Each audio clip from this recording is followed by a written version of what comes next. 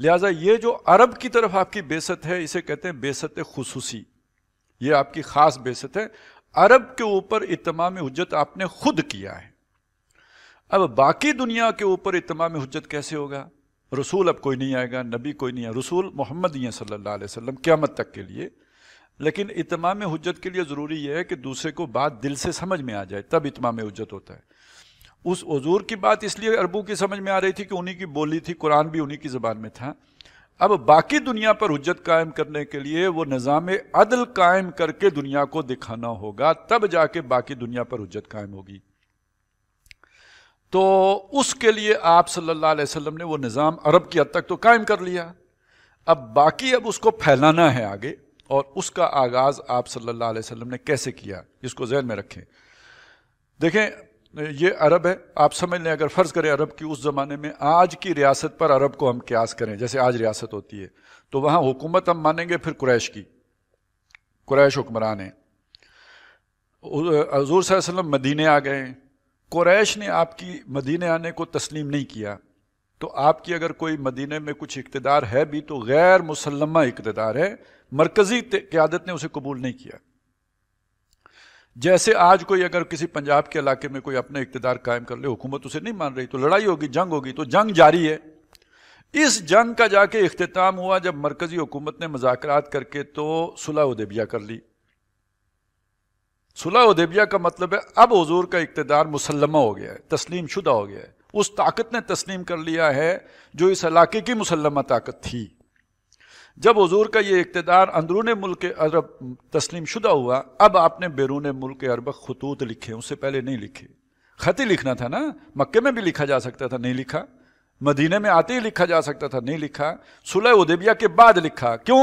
اب آپ کی حیثیت مسلمہ ہے، اب آپ نے خطوط لکھے ہیں، وہ خطوط ایران کے بادشاہ کو بھی لکھا، وہ کیسر کو بھی لکھا، وہ شام کا جو غسان کا بادشاہ تھا اس کو بھی لکھا، اور اس میں کسی نے جو ہے وہ طائف دیے، تحفے دیے، کسی نے جو ہے وہ مصر کے بادشاہ کو بھی لکھا، کسی نے جو ہے وہ آپ کے سفیر کو جو ہے وہ کسی نے خط پھاڑ دیا جیسے ایران کے بادشاہ نے کیا، اور یہ جو شام کا بادشاہ تھا اس نے آپ کے جو ہے سفیر کو قتل کر دیا۔ اور یہ یہ یوں سمجھ لیجیے اتحادی تھا کیسر کا، کیسر روم کا اتحادی تھا۔ اب سفیر کا قتل تو سیدھا سیدھا اعلان جنگ ہوتا ہے، لہٰذا آپ صلی اللہ علیہ وسلم نے ایک مسلمانوں کا لشکر بھیجا غسان کے بادشاہ کی طرف، اور اس موقع پر اس نے مدد طلب کر لی کیسر سے۔ اس کا بعض روایات میں 1 لاکھ کا ہے، بعض میں ہے 2 لاکھ کا لشکر آ گیا، اس میں مسلمان گھر گئے۔ بالآخر وہاں سے حضرت خالد بن ولید ان کو نکال کے لے آئے۔ اس موقع پہ حضور نے اعلان کیا کہ اب ہم ان پر لشکر کشی کریں گے۔ لہٰذا سن 9 میں یہ رجب کے مہینے میں آپ ایک بڑا لشکر 30,000 کا لشکر تیار کر کے نکلے ہیں، تبوک کی طرف آپ نے یعنی شام کی طرف آپ نے سفر کیا ہے، اور آپ وہاں پہ جا کے 20 دن آپ نے قیام کیا۔ کیسر جو ہے وہ سامنے ہی نہیں آیا، کیونکہ کیسر کو یہ معلوم ہو چکا تھا، اس کو دل سے وہ سمجھتا تھا کہ یہ اللہ کے نبی ہے، اور اتنا علم اسے تھا کہ نبی کے مقابل آنے کا مطلب کیا ہوگا، وہ پہلو تہی کر گیا۔ باقی شامیوں کے ساتھ معاہدے ہو گئے اور آپ وہاں کوئی جنگ ہوئی نہیں۔ لیکن اب یہ ایک بات سمجھ لیجئے، جب تک یہ بدر ہو رہا ہے یا احد ہو رہا ہے، یہ جو لڑائیاں ہیں نا، یہ قبائل کی لڑائیاں ہیں، یہ کوئی باقاعدہ جس طرح ایرانی یا رومی لڑتے تھے، باقاعدہ سٹینڈنگ آرمیز کی لڑائیاں ہوتی تھی، یہ اس طرح کی لڑائیاں نہیں ہیں۔ یہ جیسے 2 برادریاں لڑ پڑیں، یہ اس طرح کی لڑائی تھی، یہ بالکل قبیلے کی سطح کی جنگیں تھیں۔ اب پہلی دفعہ ایک سٹینڈنگ آرمی کے ساتھ آپ لڑنے کے لیے جا رہے ہیں، اس وقت کی جو سپر پاور ہے اس سے آپ لڑائی لڑنے جا رہے ہیں، نمبر 1۔ نمبر 2 یہ ہے کہ موسم بڑا شدید ہے، گرمی کے دن ہے، گرمی میں صحرا میں سفر کرنا بہت دشوار۔ نمبر 3 سفر بہت طویل، یہ جو ہے کوئی 3 مہینے کا سفر۔ نمبر 4 پچھلے سال قحط تھا، اس سال کھجوروں کی فصل اچھی ہے، کھجوروں کے درخت بہت اونچے اونچے ہوتے ہیں، اگر مرد سارے چلے گئے جنگ پہ، یہی موسم ہے پھل پکنے کا، سارا پھل ضائع ہو جائے گا، جس کا مطلب اگلے سال بھی معاشی مجبوری ہے، تجارتی نقصان ہے۔ یعنی وہ اگر جو آج وہ کہتے ہیں نا کل کہ وہ سفیر کو نکالا تو یہ ہو جائے گا وہ ہو جائے گا، تو وہ اگر تبوک گئے تو معیشت کا بیڑا، اگر پچھلے سال بھی بھوکے رہے اب بھی بھوکے رہنا پڑے گا۔ طاقت بہت بڑی ہے جس سے ٹکراؤ ہے، جیتنے کا کوئی امکان نظر نہیں آتا۔ یہ وہ ساری چیزیں تھیں جنہوں نے جمع ہو کر تو منافقین کے نفاق کو بالکل زبانوں پہ وہ آ گیا، اور انہیں پکا یقین تھا یہ جو جا رہے ہیں نا انہوں نے واپس نہیں آنا ہے، یہ بس گئے تو گئے، یہ سارے باندھے جائیں گے اور گرفتار ہوں گے اور پکڑے جائیں گے۔ یہ تھی وہ جو پس منظر جو یہاں پہ ہمارے سامنے آئے گا۔ لیکن اصل بات کو سمجھ لیجئے کہ یہ کام اگر حضور صلی اللہ علیہ وسلم اپنے ہاتھ سے کر کے گئے ہیں تو در حقیقت اپنے عالمی مشن کا آغاز اپنے دست مبارک سے کر کے جزیرۃ العرب میں دین مکمل ہو گیا، جاء الحق وزاق الباطل ہو گیا، لیکن اب پوری دنیا کے لیے بھی تو آپ ہی رسول ہیں نا، اس کا آغاز آپ کر کے گئے، پھر اسی کی نکیل جو ہے اپنی امت کو پکڑا کے گئے، اور پھر ایران بھی فتح ہوا اور روم بھی فتح ہوا، ایک وقت میں فرانس کے مرکز تک آپ پہنچ گئے۔ تو یہ کوئی صرف بھی نہیں کرے، یہ کوئی مال و دولت کی حرص میں نہیں تھا، یہ ہوس ملک گیری کے لیے نہیں تھا، یہ محمد الرسول اللہ صلی اللہ علیہ وسلم کے مقصد بعثت کی تکمیل کے لیے تھا۔ یہ لوگ نہیں سمجھتے اس بات کو، اور یہ ابھی تک مقصد بعثت کی یہ تکمیل نہیں ہوئی ہے۔ اور اگر اس کی کسی کو سمجھ ہے یا کسی نے یہ بات کہی نا، تو ہمارے جو بڑے قومی رہنما ہیں اس میں ایک علامہ اقبال کے ہاں یہ تصور آپ کو سیدھا سیدھا ملے گا، ہمارے مذہبی لوگوں میں نہیں نظر آتا، کہ وقت فرصت ہے کہاں، کام ابھی باقی ہے، نور توحید کا اتمام ابھی باقی ہے۔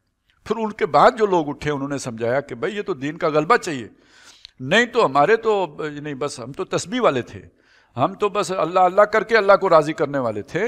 اصل تو اگر حضور سے محبت ہے، حضور سے تعلق ہے، حضور کے مشن کو زندہ کریں گے تو تب حضور سے تعلق بنے گا۔ یہی ہم نے سورہ اعراف کی آیت نمبر 157 میں پڑھا تھا نا، فالذین آمنوا بہ وعزروہ ونصروہ۔ وہ نصرت کہاں کرنی ہے؟ پورے دنیا میں، تاکہ اللہ کا دین غالب ہو۔ لیکن اب ایک بات سن لیں، دنیا پر جنگ مسلط کرنے سے پہلے دنیا پر اتمام حجت کرنی ہے، اور اتمام حجت نہیں ہو سکتی جب تک کہ آپ نے دنیا کو دین قائم کر کے نہیں دکھایا۔ اپنے ملکوں میں قائم نہیں ہے، آپ ان کے ماہرین کے بتائے ہوئے طریقے پر اپنی معیشت بناتے ہو، ان کے بتائے ہوئے طریقوں پر اپنی سیاست چلاتے ہو، ان کے طریقوں پر، اصولوں پر ڈپلومیسی کرتے ہو دنیا میں، تو پھر آپ حجت کیسے قائم کرو گے؟ تو پہلے اپنے ملکوں میں وہ دین قائم کر کے دکھانا ہوگا۔ اور آج زمانہ وہ ہے کہ جس میں اگر آپ اس نظام عدل کی جھلک دنیا کو دکھا دیں تو جنگ کرنے کی ضرورت ہی نہیں پیش آئے گی، دنیا خود اس پر ٹوٹ پڑنے کے لیے تیار ہوگی۔ آخر لوگ کمیونزم کے لیے طرف دوڑ پڑے تھے کہ اس میں عدل ہے، تو اسلام کی طرف کیوں نہیں دوڑیں گے اگر آپ واقعی وہ عادلانہ نظام قائم کر کے دنیا کو دکھا دیں؟ عوام کی بات کر رہا ہوں، بشوں کی اور مشوں کی نہیں کر رہا ہوں، ان کے تو مفادات ہیں، وہ تو نہیں مانیں گے، لیکن ان کی عوام ان کو اکھاڑ کے پھینکے گی اگر آپ دنیا میں اسلام کا عادلانہ نظام قائم کر کے دکھا دیں۔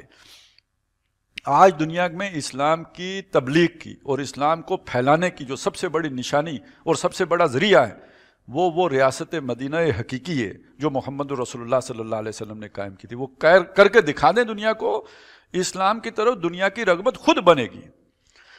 تو بہرحال یہ وہ مشن تھا جس کے لیے کہ آپ نے اس کا آغاز کیا، اس کے لیے بنیاد بنی غزوہ تبوک، اور اس اعتبار سے سورہ توبہ یہ بڑی خاص صورت ہے۔ اس میں حضور کی دونوں بعثتوں کو جمع کیا گیا ہے۔ بعثت خصوصی پہلے 5 رکوع میں، اس کی تکمیل وہ پہلے 5 رکوع میں ہو گئی۔ اب جزیرۃ العرب میں کوئی مشرک نہیں رہ سکتا۔